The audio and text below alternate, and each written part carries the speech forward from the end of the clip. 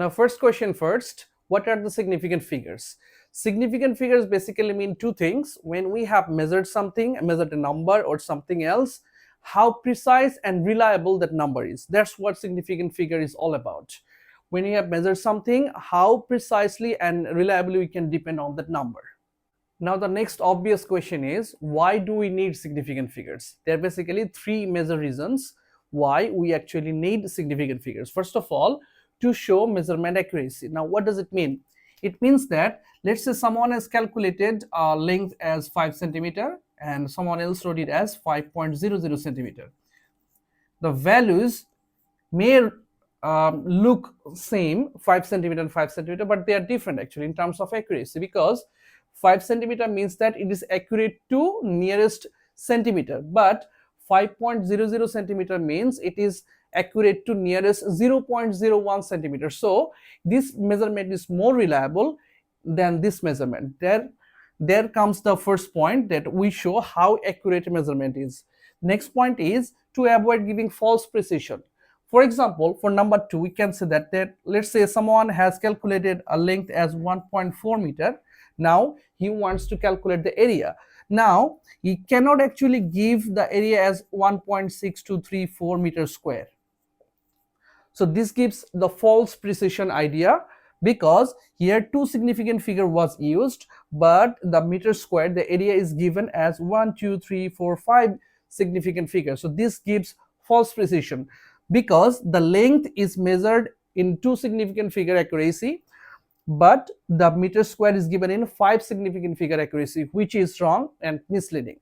Now the third one, to make scientific communication reliable. As you can already understand, as scientists actually trust the significant figure system, they rely more on the significant figure to understand accuracy and precision of anything. By the way, if you need help with IGCSE chemistry, I have a playlist. You can just press on the I button and it will take you to the playlist. I'm pretty much sure that's going to help you a lot. And if you like the videos, subscribe to the channel will be very significant.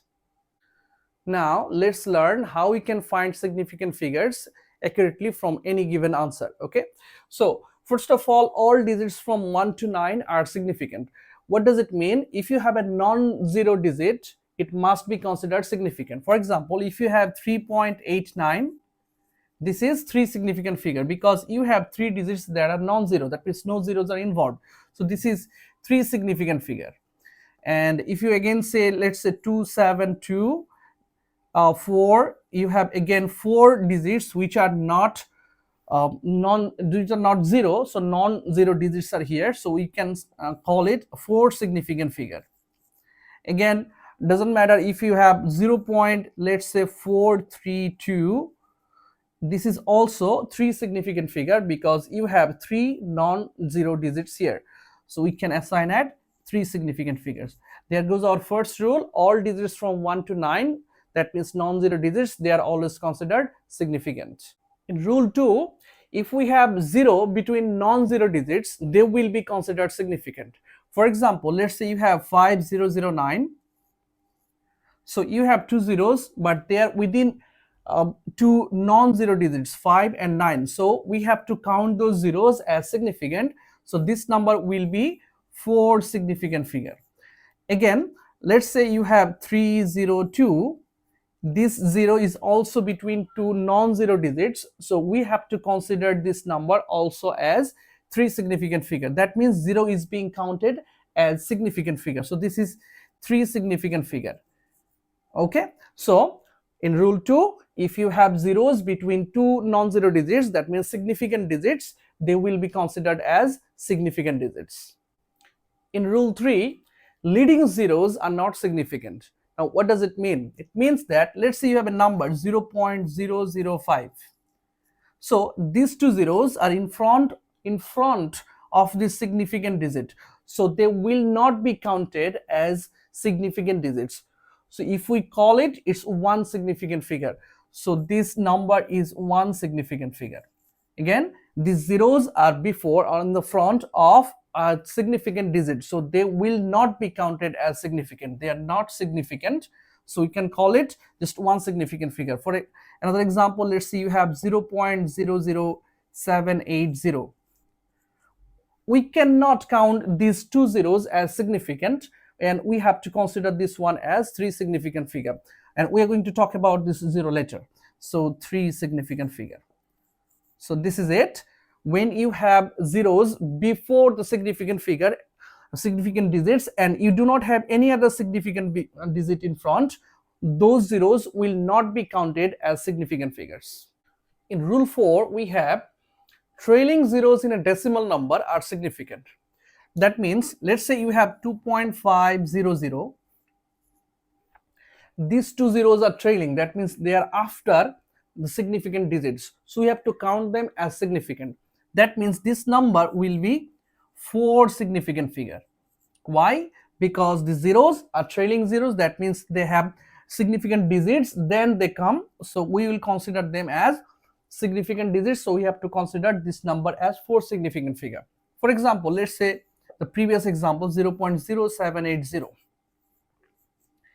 The front zero, this one is a leading zero, so we will not count it as the significant figure, but this zero is a trailing zero. That means this zero comes after significant digits, so we will consider this one as a significant digit, and that's why this number will be 3 significant figure because of this much 780. So you're going to call it 3 significant figure. But what if your number is not decimal? Then trailing zeros in a whole number are ambiguous. That means it can be a 2 significant figure, 3 or 4 depending on different situations. They are not fixed. For example, let's say we have 1500. We have a number 1500, no decimal in there. We can call it 2 significant figure. For 15, we can call it 1503 significant figure, and it can, because of 1500, it can be also called 4 significant figure. And this is not fixed, it can change. Generally this is not asked in the questions, but if they ask you and you give any one of them, it's fine. So in these cases where you do not have a decimal, you have a whole number and you have zeros in there, trailing zeros, those zeros can or cannot be considered as significant figures. Now what if you have a scientific number? How can you find the significant figure? Let's say you have 3.2 multiplied by 10 to the power 5. And another example, let's say you have 2.07 multiplied by 10 to the power minus 6.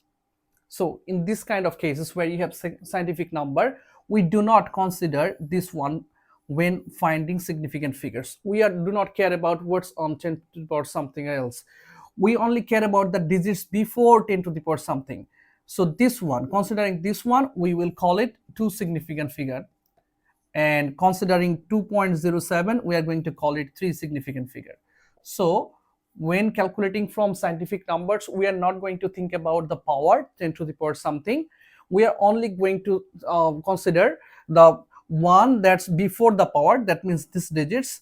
So for this one is 2 significant figure, and for the second one we have 2.07, and we know that the zero inside is considered, so 2.07 is a 3 significant figure. We are not going to count 10 to the power 5, 10 to the power 6, whatever 10 to the power is. So that's it for today. I think that your significant figure problems are gone and you're very clear about the significant figure. See you in my next video. Until then, bye bye.